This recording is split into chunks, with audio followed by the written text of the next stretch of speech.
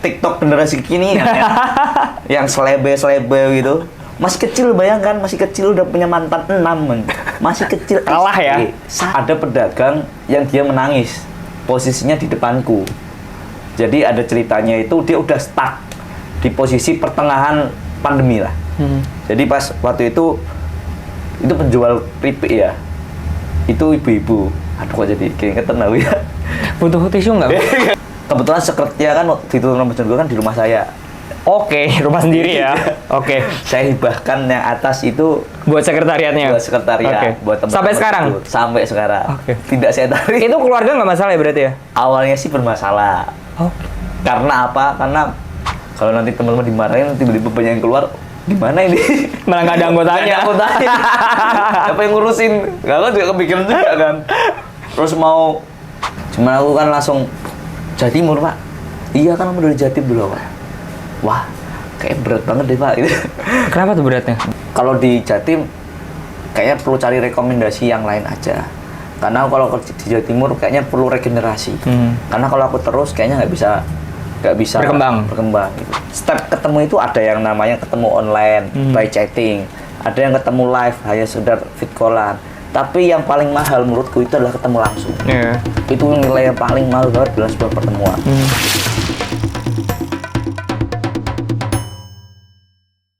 Menjadi seorang dengan lulusan background teknik mesin tidak menyurutkan niat untuk bergerak dan berdampak dengan menjadi relawan. Today bersama gue Leon Wichel, dan kali ini Leon udah duduk bareng Adin Rahman. Oke, selamat pagi Mas Adin. Oke, selamat pagi saudara-saudara. Nah ini Mas Adin kan, tadi Leon udah mention di awal, Mas Adin ini dulunya background teknik mesin nih. Di Betul. Universitas Muhammadiyah Malang. Betul sekali. Terus terjun menjadi relawan turun tangan, kok mau gitu? Gimana ceritanya tuh? Gimana ya? Sebenarnya males ya kalau bicara tentang kerelawanan tuh hal yang ngapain sih udah relawan tuh kan udah nggak dibayar, capek-capek, kayak apa sih gitu kan? Apa yang dicari gitu kan? Sebenarnya kalau aku sih rasa-rasanya hanya karena panggilan hati aja sih. Kalau aku intinya panggilan hati yang pertama gitu. Oke. Ada suatu kejadian nggak yang pas Mas Adin dapetin panggilan hati itu, lagi ngapain kek langsung dapet ilham tuh, apa kejadiannya tuh? Kalau aku sih pertama kali yang bikin aku terpanggil dunia kerelawanan itu, pertama aku mengenalnya ini awal ya. Pertama itu kalau benar-benar pure aku mengenalnya di dunia pendidikan. Yaitu program Ruang Sinau pertamanya itu di Malang tuh. Iya, di Malang. Itu hanya sekedar kenal kayak asik nih, hanya sekedar asiknya doang dunia relawan. Karena waktu itu saya jadi ada rekrutmen pengajar. Nah, kebetulan yang nge-share itu temanku sekelas di teknik mesin. Jadi aku nge-share, jadi ikut daftar di situ dan ikutlah join sama turun tangan Malang. Programnya adalah Ruang Sinau sebagai pengajar. Ketemu bocil, ketemu berbagai teman-teman relawan guru yang dari berbagai latar belakang kan. Itu makanya seru banget itu kan. Apalagi si bocil yang meskipun agak jengkelin, ribet, ada aja tingkahnya. Tapi notabene suka anak kecil nggak? Suka lah. Suka ya? Suka, meskipun agak kesel dikit ya. Sukanya bikin ulah terus kan, usil. Apalagi bocil-bocil TikTok generasi kini kan, yang selebe gitu. Masih kecil, bayangkan, masih kecil udah punya mantan 6, men. Masih kecil. Kalah ya? Saya dikit jari, Pak. Wah, kacau. Berarti Ruang Sinau ini programnya Turun Tangan Malang. Nah, awal mengenal Turun Tangan dari program Ruang Sinau itu. Betul. Oke. Saya bisa kenal itu. Tahun berapa tuh, Mas Adin? Sebelum COVID itu. Nah, ini kalau bicara relawan yang senang-senang pertamanya. Tapi kalau relawan yang habis-habisan itu muncul ketika masa COVID. Itu benar-benar tersentuh hal yang jiwa kerelawanan yang arahnya sosial kemanusiaan. Oke, contohnya. Jadi ini beda-beda nih. Contoh, waktu itu kan COVID ya. Waktu pas COVID itu, posisi saya itu bener-bener kacau lah. Kacau balau gitu lah. Semester akhir, bingung mau ngapain kan. Terus habis itu kok ketabrak. Ini kan harusnya aku udah lulus ya. Harusnya, ini udah kerja nih sana kemarin. Tapi gara-gara COVID. Molor. Hantam semua, hancur semua kan. Mau skripsian nggak bisa. Mau KKN nggak bisa. Karena keterbatasan kan. Jadi syarat saya lulus itu harus punya sertifikat KKN. Saya belum KKN. Gara-gara COVID, sistem belum kebentuk. Akhirnya semua mahasiswa itu diberhentikan. Jadi kayak stuck gitu. Ini mau kuliah nggak ada perkuliahan, nah bingung.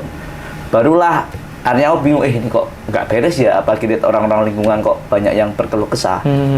Jadi ada di Bojonegoro itu beberapa, saya kan orangnya di Bojonegoro termasuk orang yang aktif ya, karena Mas Adin aslinya Bojonegoro ya berarti? Ya, aslinya. Sebelumnya sih di Malang kuliah, tapi karena ibaratnya libur panjang, akhirnya pulang Bojonegoro. Karena aku kan sering nongkrong sama teman-teman, hangout gitu kan. Terus kadang-kadang aku sama orang-orang lingkungan sering kayak basa-basi lah. Kalau di Jawa kan, hey halo, hai, gitu kan. Halo Pak, duduk-duduk ngopi nongkrong. Pasti mereka curhat. Kalau nggak nyinyir, gosip, pasti menceritakan keluh kesah hati. Nah, disitulah aku paham. Waktu itu kan ada beberapa tetangga yang dia cerita bahwasanya aku barusan di PHK. Ada yang kayak gitu. Ada yang satu lagi, dia mau dapat kerjaan, bangkrut. Gara-gara sekarang kalau misalkan dia mau buka toko, nggak ada yang datang buat beli, gimana dia dapat uang gitu kan? Ada lagi terparah itu, ada pedagang yang dia menangis. Posisinya di depanku. Jadi ada ceritanya itu dia udah stuck di posisi pertengahan pandemi lah. Jadi pas waktu itu penjual keripik ya. Itu ibu-ibu. Aduh kok jadi kayak ketemu ya. Butuh tisu nggak? Nggak ya? Jadi itu posisinya itu waktu itu ibu-ibunya itu dia posisinya nangis. Kok saya jadi ikut sedih? Jadi gini. Tisu. Jadi itu ibunya jualan, mulainya sekitar jam 7-an. Karena pagi itu dia harus kerja sebagai ART. Ada itu. Ini sebenarnya ada beberapa yang tak ceritain sih. Kadang aku cerita ke orang-orang tuh kelupaan yang ini. Karena saking banyaknya yang tak ceritain. Jadi orang ini posisinya dia di ART. Habis itu sorenya dia itu harus kerja yang lain, bantu rumah dan sebagainya, namanya ibu rumah tangga juga kan. Pas malamnya itu dia berjualan keripik. Nah, berjualan keripik itu maksimal dia mulai jam 7, jam 8-an, selesai jam 9-an.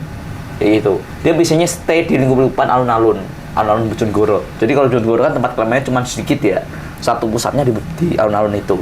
Ketika berjualan diobrakin sama Satpol PP. Harusnya jam 9, tapi jam 8, setengah 9 udah dibubarin. Karena biar nggak makan waktu gitu loh. Maksudnya jam 9 udah clear semua. Tapi kan banyak pedagang yang bandel. Nah, di situ ibunya nangis. Mas, saya tuh bingung mas mau jualan, mau apa, cari duit. Sekarang serba susah. Bantuan nggak rata dari pemerintah. Ini saya jualan diobrakin. Saya bingung mas gitu mau gimana lagi. Saya punya anak 3. Anak saya udah besar-besar, bukan besar-besar sih, masih butuh biaya buat sekolah ini tuh kan. Jadi ibunya tuh aku kalau lihat look sosoknya itu, wah kayak anjir udah seumuran kayak gini udah sakit. Kamu ngeliat jalannya tuh udah kayak sempoyongan gitu kan. Akhirnya, aduh nih kok kayak gini gitu kan. Akhirnya dia itu kan kayak mikir aku, wah ini puter otak ini. Gimana caranya ya minimal ada yang bantu lah. Karena posisi aku cari di Bojonegoro itu nggak ada. Ada namanya tuh, mungkin kalau di Jakarta ada namanya JK3 atau apa, merekam Jakarta atau apa ya. Di Bojonegoro itu paling akun-akun yang terpusat untuk informasi berita itu cuma 1, 2, 3 doang gitu kan. Pas aku cek, tidak ada relawan yang bergerak. Jadi organisasi manapun itu nggak bisa untuk apa, ibaratnya bikin program, kumpul aja tuh nggak bisa. Karena waktu itu kan strict banget kan. Namanya juga Satpol PP apa-apa, polisi itu menghalang-halangi kita untuk kumpul. Akhirnya kan, waktu itu kan aku juga mikir, gimana nih caranya bisa bikin apa wadah pergerakan yang bagus. Nah, waktu itu aku kepikiran ada terbuka untuk umum relawan COVID untuk di Malang. Oke. Nah, itu yang ngadain sih, yang bikin tuh ACT. Aksi cepat tanggap. Ya, yang sekarang lagi vakum karena itu ya. Oke. Ya, karena itulah tweet gitu kan. Jadi di situ aku sebagai MRI, Masyarakat Relawan Indonesia. Jadi relawan yang tidak dibayar posisinya. Kalau ACT itu jatuhnya karyawan dia. Ya, jadi memang sistemnya memang adalah gaji pokok per bulan atau apa itu. Nah, aku sebagai relawan biasa yang tidak dibayar. Dan waktu itu aku mengabdikan diriku minta restu orang tua untuk ikut relawan. Meskipun pada awalnya nggak direstui, karena kan ya anak tunggal ya. Langsung, kamu ngapain sih ikut? Kayak, kamu mau ngapain ikut begini? Nanti kalau kenapa apa gimana? Ibu sempat sedih tuh kan.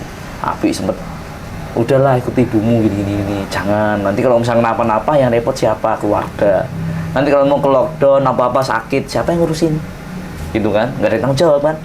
Akhirnya kan aku kan kayak tetap, karena udah di kepala aku tuh, aku kalau udah pengen niatan, gas gitu kan. Akhirnya aku langsung kayak ngelobi ke orang tua. Kayak titik puncaknya tuh tak lobby terus, ayolah bu, boleh ini. Puncaknya aku langsung nembak ke orang tua, bu, aku ingin mengabdikan diriku untuk menjadi relawan. Entah nanti aku mati atau enggak, setidaknya aku punya kepuasan untuk mengabdikan diri untuk kebaikan. Daripada aku mati penasaran, lebih baik aku gas. Berarti awalnya emang nggak kurang didukung? Oh iya pasti, orang tua tuh pinginnya yang akademis semua, yang agamis semua. Dia tuh pinginnya aman lah anaknya itu kan, nggak neko-neko. Orang saya naik gunung aja, orang tua udah ketar-ketir pak. Jadi kan orangnya suka berpetualang ya. Dan orang tua pengennya anaknya aman-aman aja gitu ya. Aja. Aku naik gunung Merbabu atau apa ya? Bukan, Gunung Lawu. Gunung Lawu aja udah kepikiran orang tua. Yang bukit aja, Bukit B29 ada di dekat Bromo, itu udah kepikiran. Apalagi ini relawan. Jadi relawan jelas, ya. Ini dilarang. Pemerintah udah ngasih alarm, tidak boleh keluar, tidak boleh berkumpul. Aku malah keluar. Itu makanya kan kayak orang tua pasti kepikiran. Ya udahlah, akhirnya tak lobby gitu sampai mentok. Akhirnya orang tua aku sentuh hatinya. Diizinkanlah aku untuk bisa ikut relawan jadi ACT di relawan COVID di Malang. Akhirnya disitulah aku belajar. Jadi benar-benar pure belajar. Itu masih belum tahap bikin, hanya tahap masih kayak pelajari dulu gimana. Bisa nggak aku bikin itu kan? Aku pelajari mulai dari sistem terkecil, contohnya kayak birokrasinya gimana, administrasinya gimana, terus cara kontennya gimana. Dia menjual kontennya kan bagus ya, pinter banget ya. Dan dijual adalah masyarakat yang memang kondisinya memang lagi kesusahan dan dia itu nyorotnya bagus.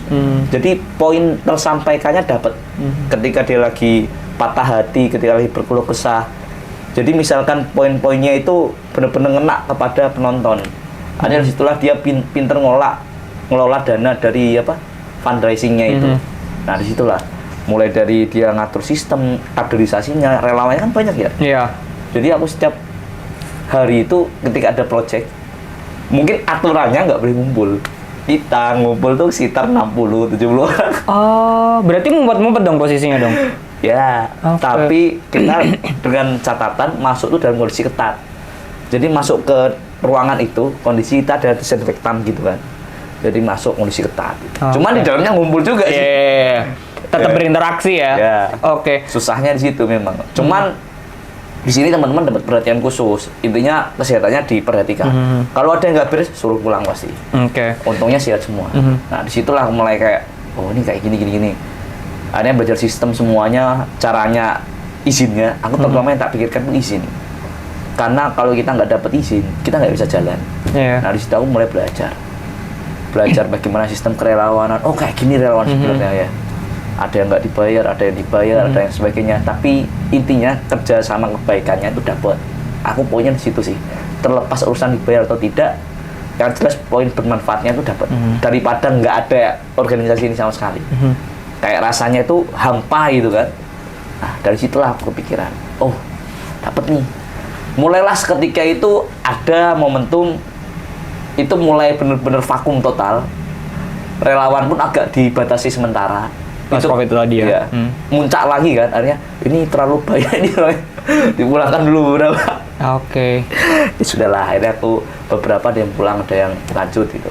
Ya udah, akhirnya aku memutuskan balik pulang dengan bekal ilmu mereka dari ACT, MRI. Ya alhamdulillah, terima kasih banyak gitu kan. Terlepas kasus-kasus apanya, tapi yang penting manfaatnya dapat, belajarnya dapat. Nah itulah aku kembali ke daerah. Di daerah pun aku rasa, dah mau bikin apa nih? membuat ACT MRI ternyata secara administrasi susah. Jadinya. Harus syaratnya ini itu, ternyata di Bojonegoro ada MRI. Tapi isinya diisi oleh senior-senior. Dan memang secara itu kurang lah, secara kaderisasi masih kurang. Nah, itulah akhirnya bingung kan. Aku inisiatif coba cari yang lain. Ketemulah turun tangan. Nah, tadi kan waktu di awal sempat dimention Mas Adin gabung ke Ruang Sinau punyanya Turun Tangan Malang. Terus habis itu belajar kerelawan dari situ dan dari MRI-nya ACT. Ya betul. Nah, terus habis itu balik lagi ke turun tangan nih. Kenapa turun tangan? Kenapa turun tangan? Di antara semua gerakan kerelawan yang lain, kenapa turun tangan, Mas? Oh, gini. Sebenarnya kemarin tuh aku pikiran banyak. Ada yang pertama nih, sejujurnya. Yang pertama adalah ACT MRI itu. Yang kedua ada Senyum Desa. Ada Senyum Desa itu semacam gerakan sosial yang dia itu fokusnya ke pendidikan sama ke desa-desa KKN gitu kan. Yang terakhir yang tak pikirkan itu turun tangan. Terus dari ketiga itu, kenapa kok aku pilih turun tangan? Yang pertama adalah faktor aku ngelihat filosofisnya. Nama turun tangan ini memang kalau secara kelembagaan nomor 1 masih secara kondisi aset semuanya masih kena ACT MRI itu paling gila menurutku ya. Ada lagi dari hati itu apa itu? Nah, yang jelas yang kedua ini Senyum Desa masih tahap proses lah. Cuman kalau secara filosofis makna yang mendalam menurutku turun tangan. Kenapa turun tangan? Alasannya karena turun tangan ini kan posisinya dia punya makna filosofis yang sangat universal. Dalam artian dia itu bisa kemana-mana. Banyak bidang ya? Iya, bidang pendidikan bisa, spektrumnya lebih luas gitu kan. Pendidikan bisa, ke sosial kemanusiaan bisa, lingkungan bisa, kesehatan bisa. Yang penting kan turun tangan. Iya. Karena aku kan kalau membaca latar belakangnya pun berdirinya, terus tagline-nya, semisal kan Mas Adin ini nggak bisa selesaikan hanya segelintir orang, harus ada orang-orang yang mau terlibat aktif gitu kan. Makanya rasa-rasanya perlu orang yang nggak cuman hanya sekedar sebagai konseptor atau apapun itu, hanya sekedar sebagai wacana, tapi harus ada gerakan gitu, turun tangan itu. Nah, bagiku itu power yang bagus gitu kan. Tinggal nanti sistemnya, formasi sistemnya, manajemennya itu gimana caranya dia bisa masif. Sebenarnya ini aset berharga itu, makanya aku kayak bisa ini. Aku yakin turun tangan kalau misalkan dikelola dengan baik, dia akan bisa melebihi ACT dan MRI. Oke. Paling besar itu. Mas Adin ini kan juga berarti dari belajar turun tangan tadi tercetuslah membangun atau membuild turun tangan di daerah Bojonegoro. Yang awalnya itu belum ada ya. Betul. Nah, kenapa dibangun di Bojonegoro? Apa sih yang pengen Mas Adin buat waktu itu dengan Mas Adin mendirikan turun tangan Bojonegoro? Aku izin minum ya. Silahkan. Oh, mantap kali. Kali berjuang mantap ya. Kenapa di Bojonegoro? Karena gini, saya kan posisinya orang yang secara lahir memang di Ngawi. Secara lahir di Ngawi, bukan di Bojonegoro. Tapi domisili besar saya berproses di awal itu di Bojonegoro. Jadi saya pernah ikut duta wisata, pernah ikut jadi duta wisata, jadi OSIS, jadi banyaklah prestasi-prestasi yang berawalnya dari Bojonegoro. Dan saya rasa dari kota kelahiran inilah saya perlu hadirkan sebuah kebermanfaatan itu ada. Karena lagi-lagi momentum. Ada kesempatan, ada kemampuan, ada kemauan. Nah, kebetulan kesempatannya adalah di Bojonegoro belum ada yang namanya turun tangan. Kesempatannya. Kemampuannya adalah saya punya ilmu dari Masyarakat Relawan Indonesia, MRI di Malang. Kemauannya adalah waktu itu kebetulan ada COVID. Ada kemauan yang berkuat akhirnya. Oke, 3 poin itu ya berarti ya. Akhirnya gas lah bikin Bojonegoro daripada nanti nyumbang cuman hampa gini doang. Aku nggak ada progres ke depan meskipun memang harus banyak yang dikorbankan mulai waktu, tenaga, pikiran dan sebagainya. Tapi nggak apa-apa. Yang tak pikirkan adalah kebermanfaatannya. Terlepas dari yang lain, aku udah nggak peduli. Yang tak butuhkan adalah manfaat. Oke, kebermanfaatan apa yang Mas Adin waktu itu pikirkan pengen dikasih nih buat masyarakat lewat turun tangan Bojonegoro, Mas? Kalau aku sih lewat turun tangan Bojonegoro banyak aspek ya. Oke. Salah satunya bentuknya adalah transfer ilmu. Transfer ilmu, transfer kebermanfaatan bentuknya rezeki. Semisal transfer ilmunya adalah ketika kita punya lembaga organisasi ini, pasti ada orang masuk keluar untuk belajar. Seperti halnya semisal kamu lagi, semisal kita ada anak organisasi rekrutmen baru, ada anak baru, dan nanti belajar organisasian, keilmuan dan sebagainya. Akhirnya dia dapat pengalaman di situ. Kita jualnya akhirnya pengalaman, bukan jual sih, ininya dapatnya benefitnya adalah pengalaman. Terus nanti dia dapat relasi. Kayak di tempat saya turun tangan itu rata-rata dia itu alhamdulillah rekrutnya adalah orang-orang memang secara latar belakang bagus lah. Hokinya seperti itu. Ada yang mantan ketua BEM, ada yang mantan Prisma, berpengalaman di organisasi lah ya. Udah pernah di organisasi ini. Ada yang dia posisinya lagi menjabat di ketua komunitas ini. Akhirnya rata-rata simpul organisasi relawan yang ada di Bojonegoro itu masih satu circle di turun tangan. Orangnya sini-sini. Akhirnya kita mau bikin project tuh nyambung. Bikin program ini kolaborasinya banyak. Makanya secara gerakan dia bagus. Lalu berikutnya adalah kebermanfaatan. Aspeknya adalah satu, semisal kita berbagi makanan gratis, berbagi apa, itu kan pasti manfaat itu kan nggak dirasakan kita, dirasakan masyarakat. Mungkin kalau saya sendiri ngerasanya untuk teman-teman relawan ketika nanti ada apresiasi dari teman-teman sendiri, atau mungkin ketika kita ngumpul lah, misal saya nih, biasanya saya inisiatif untuk ngapresiasi teman-teman, ngasih hanya sekedar ala kadarnya lah, karena posisinya saya bukan konglomerat yang kaya luar biasa, tajir melintir gitu. Jadi saya bisanya ngasih yang sekiranya mampu, paling saya kasih makan buat apresiasi teman-teman. Saya nggak bisa gaji mereka, tapi setidaknya saya bisa ngasih apa ya yang sekiranya itu bisa membuat mereka agak nggak begitu miris lah itu lah. Minimal saya kasih makan, saya kasih bantu lah. Kadang-kadang tuh kan kebetulan sekretnya kan di Turun Bojonegoro kan di rumah saya. Rumah sendiri ya. Saya hibahkan yang atas itu buat sekretariatnya. Buat sekretariat, buat teman-teman. Sampai sekarang? Sampai sekarang. Tidak saya tarik. Itu keluarga nggak masalah ya berarti ya? Awalnya sih bermasalah. Karena apa? Karena ayah ibu itu orang yang memang agak sibuk ya. Jadi sering keluar kegiatan, terus dia ngurusin kerjaan, ngurusin organisasi, dan di rumah tuh pinginnya tenang. Tenang, nggak ada suara-suara berisik-berisik, orang ketawa, bacot gitu kan, nggak mau gitu kan. Cuman karena akhirnya kebiasaan, karena teman-teman kan ibaratnya kadang-kadang kan rame ya, akhirnya kan kadang kesel, orang tua kesel, itu kok teman-teman rame di atas itu bisa nggak dikontrol ini. Kalau nggak bisa ya udahlah, ini pindah aja. Sekretnya kembali tangga, enggak, ya kayak gitu, ya itu juga pernah. Bukan pindah sih, lebih tepatnya kayak suruh di luar aja, ini di luar rumah aja, tapi sekretnya di atas, tapi di luar yang pojok sawah aja, jangan di atas gitu kan. Tapi seket nggak apa-apa buat naruh tempat. Cuman kan tetap nggak enak ya, ditegur pun aku juga kepikiran, janganlah Bu, kalau nanti. Tapi sempat negur secara langsung ke mereka? Nggak berani Ibu gue. Jadi masih nggak enak juga. Nggak enak juga ya. Kan. Cuman mau sosokan mau negur. Ada mau tegur aja gitu. Gertak doang sih. Cuman aku kan ya langsung tetap ngingetin, janganlah Bu, bosnya teman-teman ini kan nggak dibayar. Aku juga nggak enak gitu kan, ngerepotin mereka. Aku kan beban mental ya. Bosnya kan waktu itu dijadiin ketua gitu kan. Kayak ini kalau teman-teman kenapa-napa, aku kayak ngerasa nggak enak gitu. Harus tanggung jawab dong gitu kan. Kalau nanti teman-teman dimarahin, tiba-tiba banyak yang keluar, gimana ini? Malah nggak ada anggotanya. Siapa yang ngurusin? Aku juga kepikiran juga kan. Terus mau tahu, takutnya kan anak-anak gampang kena mental, apalagi jiwa-jiwanya kan Gen Z ya, masih kayak disentil dikit, aduh gitu.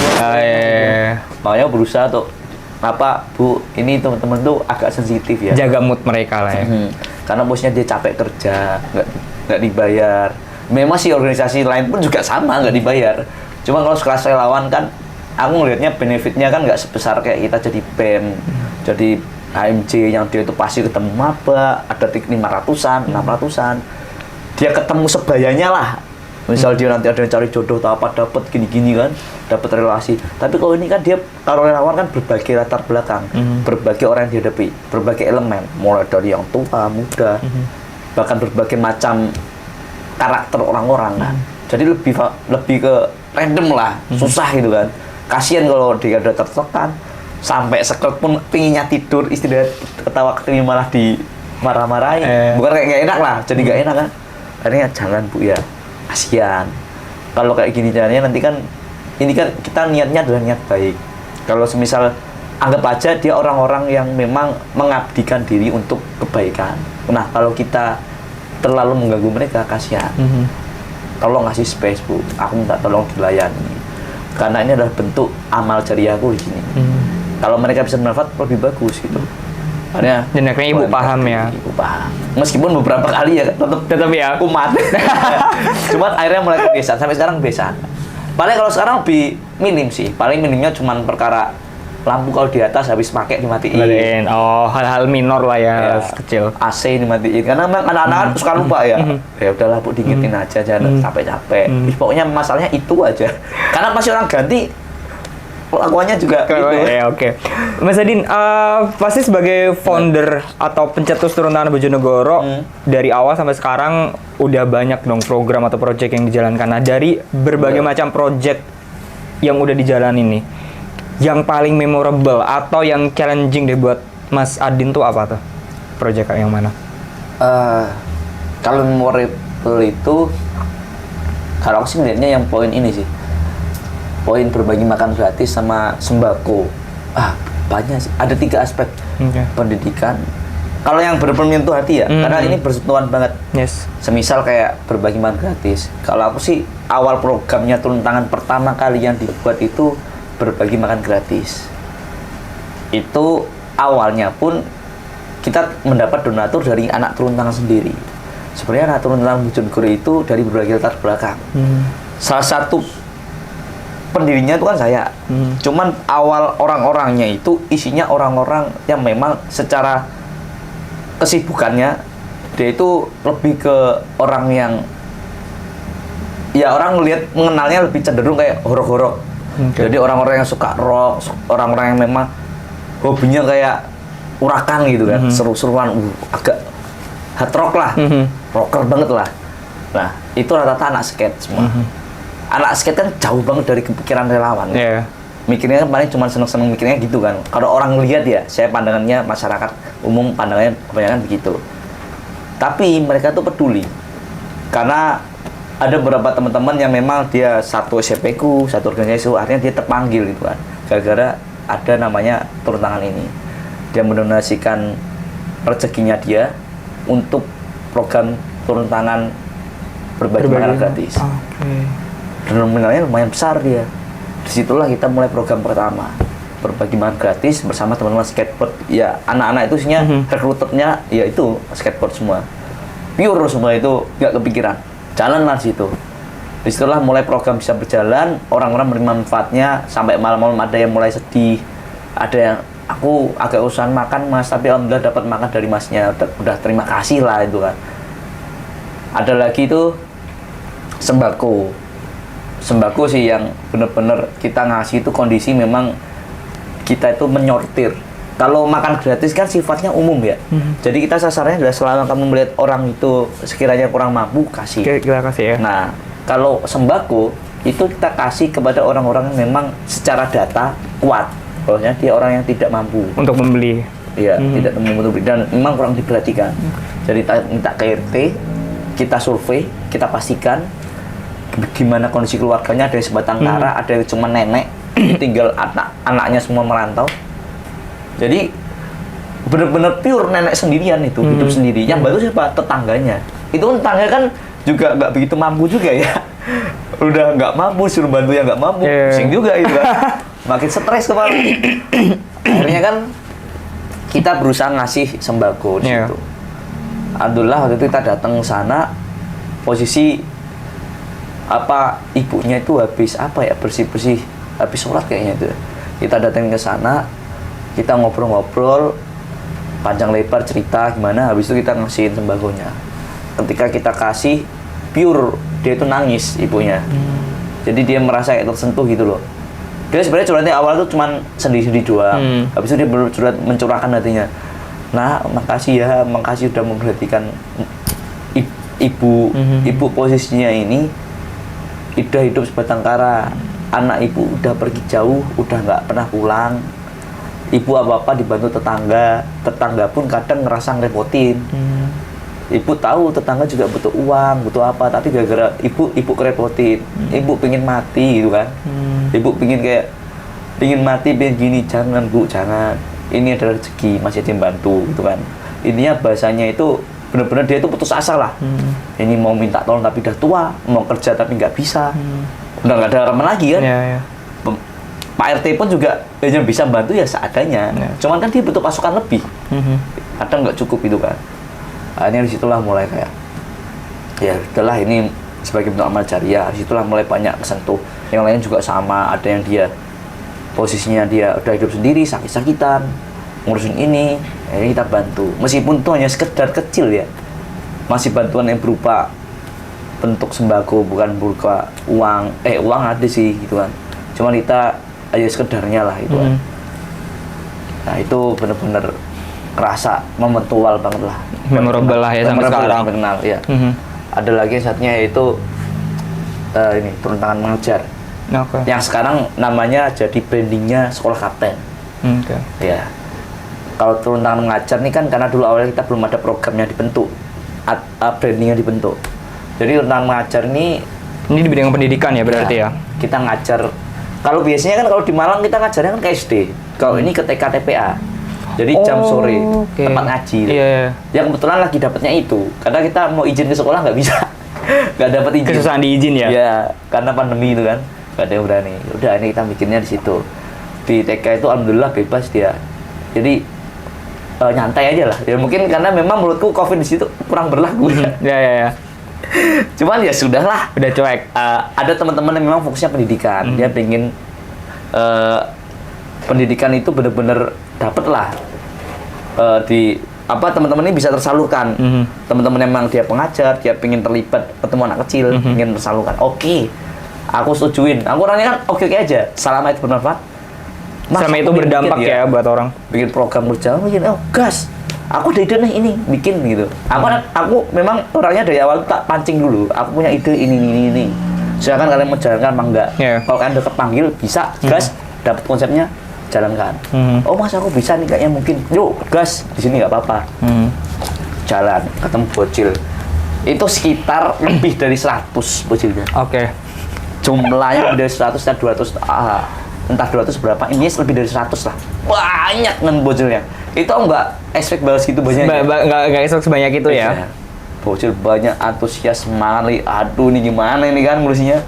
Akhirnya ya udah kita enjoy aja. Yang penting poinnya itu ada ice speaking, ada game-game, keilmuan, kecil-kecilan lah. Yang penting jangan berberat. Ya akhirnya dapat di situ. Teman-teman senang banget kan. Karena posisinya kan nggak tahu kenapa ya, anak-anak relawan tuh kan hatinya lembut itu, suka ketemu anak-anak kecil. Jadi euforianya dapet, bikin ketemu bocil, foto-foto bareng, dimanjain sama bocil. Habis itu ada pensi itu kan, ada tontonan. Nah itu artinya kita dapat. Jadi kekompakan relawan tuh dapatnya paling besar tuh di situ. Pas sekolah kapten itu ya, terutama paling banyak di situ. Karena kita megangnya project, tambah lagi ada relawan guru, kita harus guru, habis bantu ini itu, makin dapat. Berarti ngerekrut stakeholder lain ya, yaitu guru gitu ya. Nah, itu tadi project-project atau program yang memorable buat Mas Adin. Setahun belakangnya kan Mas Adin terlibat nih sebagai fasilitator, bahkan fasilitator di Sumatera 2 ya kalau nggak salah ya. Iya betul. Kok masih mau terlibat di turun tangan malah menjadi sebagai fasilitator di daerah yang Mas Adin sendiri belum tahu nih latar belakang turun tangan di sana nih. Kenapa milihnya di Sumatera 2 dan kenapa mau jadi fasilitator di turun tangan? Sebenarnya gini sih, jujur sebenarnya fasilitator itu sempat aku pikirkan berkali-kali kayak jadi fasilitator apa enggak ya, tapi kok kayak beban mental gitu. Meskipun memang secara project kita kan cukup monitoring evaluasi ya. Cuman aku ngerasa kayak aku tuh orangnya sukanya kalau misalkan megang ini tuh harus bisa pure gitu kan. Bukan pure sih, ini ya bener-bener totalitas gitu kan. Cuman di sini kan akhirnya aku mikir-mikir dulu. Sempat aku pertama sebenarnya fasilitator nih Mas Galang ya, ini izin nggak apa ya, cerita langsung. Jadi sempat ditawarkan sama Mas Galang, sama Mbak Dara, sama siapa ya, Mbak lupa. Intinya Mas Galang yang paling gencar-gencaran nawarin. Din, kamu jadi fasilitator ya itu. Mas Din, kamu jadi fasilitator ya di Jatim. Gitu. Jawa Timur. Cuma aku kan langsung Jawa Timur, Pak. Iya kan kamu dari Jatim dulu, Pak. Wah, kayak berat banget deh, Pak. Gitu. Kenapa tuh beratnya? Beban mental itu. Karena posnya satu, Pak. Posnya saya udah pernah di Jawa Timur gitu kan. Terus kayak, wah kalau di Jawa Timur, aku posnya di Jakarta gitu.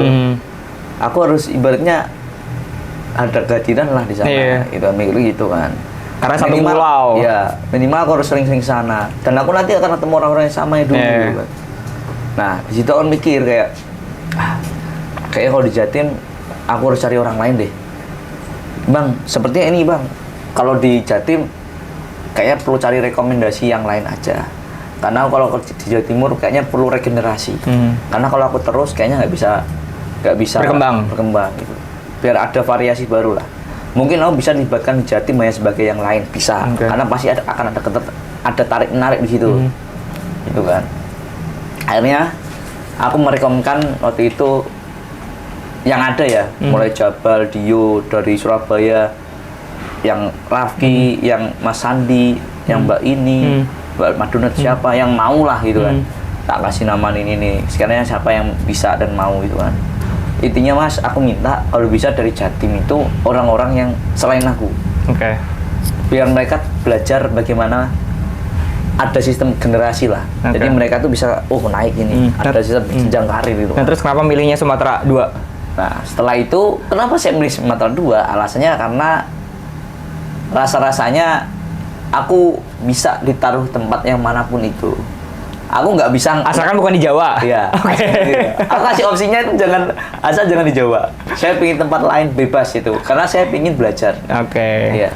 Bukan karena yang lain ya, intinya aku taruh manapun, aku akan usahakan itu. Yang jelas ada yang kosong pun tak isi, dimanapun itu.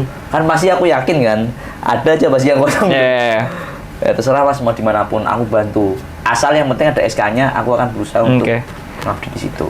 Meskipun nanti efektivitasnya kurang pas atau kurang gimana, efisiennya kurang, yang jelas pasti tak usahakan lah. Cuma saya itu hidup. Gitu kan. Yang challenging ketika membersamai teman-teman di regional Sumatera 2 apa tuh Mas? Kalau Sumatera 2 ini sih, kemarin ini kan posisinya memang daerah-daerah yang secara keaktifan masih belum sekencang daerah lain ya. Jadi PR banget bagi saya itu kan. Wah ini jarang ada yang aktif ini. Berarti PR-nya adalah Mas Adin waktu itu pengen bangkitin semangat mereka ya berarti ya? Mulai aku bangkitin satu. Mulai dari Lampung. Kemarin aku sempat ketemu ketuanya. Rosya. Pertama ini sih Bengkulu dulu. Yang aku temuin ya. Kebetulan dia lagi Jakarta, aku temuin. Karena prinsipku itu paling mahal itu adalah kita itu pertama kan step ketemu itu ada yang namanya ketemu online by chatting, ada yang ketemu live hanya sekedar fit callan. Tapi yang paling mahal menurutku itu adalah ketemu langsung. Itu nilai yang paling mahal banget dalam sebuah pertemuan. Nah, ketika ketemu, aku mendapatkan bisa kenal langsung gitu, ketemu koor TT Bengkulu. Kebetulan kemarin dia nyoba mengabdikan diri untuk jadi calon legislatif, tapi masih penuh dengan usaha lah, keren dia usahanya, luar biasa itu. Masih muda padahal. Masih muda. Iya. Tapi nafas kerelawannya masih ada. Itu aku sangat support sekali. Oke, nggak apa-apa, is okay. Yang penting ini kebermanfaatnya harus tetap tersalurkan. Nah, ada lagi yaitu dari Lampung, Rosya. Dia itu masih baru ternyata. Lampung nih ternyata sempat vakum, tapi dia diaktifin lagi sama Rosya dan teman-teman. Iya. Itu benar-benar dia tuh antusias juga kan. Mas Din ini Aku nanya ya. Nah, untung gitu kan. Untung kamu ibaratnya pinter pressure orang. Ada disitulah kita semakin kayak ini harus diarahin nih, harus dikawal nih. Ya udah. Karena dia aktif juga komunikasi, saya juga aktif komunikasi, akhirnya kita nyambung gitu. Jadi yang penting asal sama-sama saling serang ini enak. Saya serang saling pantik memantik. Cepet enak. Mas Adin, terakhir sebelum kita closing statement, yang Mas Adin pengen bawa dari regional Sumatera 2 itu apa sih Mas? Kalau aku sih sebenarnya nggak bisa berprestasi tinggi ya. Yang jelas penginku yang aku bawa dari Sumatera 2 yang pertama, dia bisa bikin suatu gebrakan kaderisasi yang bagus. Karena aku melihat dari secara kaderisasi mereka itu masih dalam tanda kutip kecil. Jadi aku harapkan bisa kaderisasi dengan jumlah massa yang banyak. Mungkin nanti ada diklat organisasi atau apa ya, akhirnya dia membuat rekrutmen itu lebih besar. Karena aku yakin daerah mereka itu berpeluang besar. Banyak mas yang minat dengan turun tangan, cuman kurang info. Makanya perlu rasanya kayak ini marketingnya harus digenjot nih, biar nanti kadernya banyak, programnya jalan semua. Itu sih. Program jalan, kaderisasi jalan, SDM ada, manfaat masih bisa. Oke, siap. Mas Adin, silakan closing statement buat anak muda di luar sana, Mas. Silakan. Ini minum dulu ya. Siap. Monggo. Sumpah minumannya. Teruntuk anak muda, pesan saya adalah jadilah orang layaknya bunga teratai, tetap menjenihkan di air yang keruh dan tetap mekar di air yang tercemar. Salam bermanfaat. Mantap, luar biasa. Mas Adin, thank you banget udah mampir ke Cafe Pejuang nih di Soan TT. Dan sukses buat S2-nya. Jadi Mas Adin ini lolos ya di Universitas Indonesia di manajemen industri ya. Betul. Oke, semoga lancar S2-nya, sukses terus. Thank you udah mampir ke sini. Sehat-sehat terus Mas Adin. Amin. Makasih Mas Leon. Oke, thank you. Makasih teman-teman semua. Oke, Pejuang, itu tadi ngobrol inspiratif bersama dengan Adin Rahman, fasilitator dari Sumatera 2. Tetap pantengin Soan TT karena next episode pasti akan ada narasumber menarik dan inspiratif lainnya. Pejuang bukan, hadapi. Mantap. Foto kita. Sejam. Foto. Kayaknya sejam deh, Mas. Berapa jam, Du? 10 menit. 40 menit.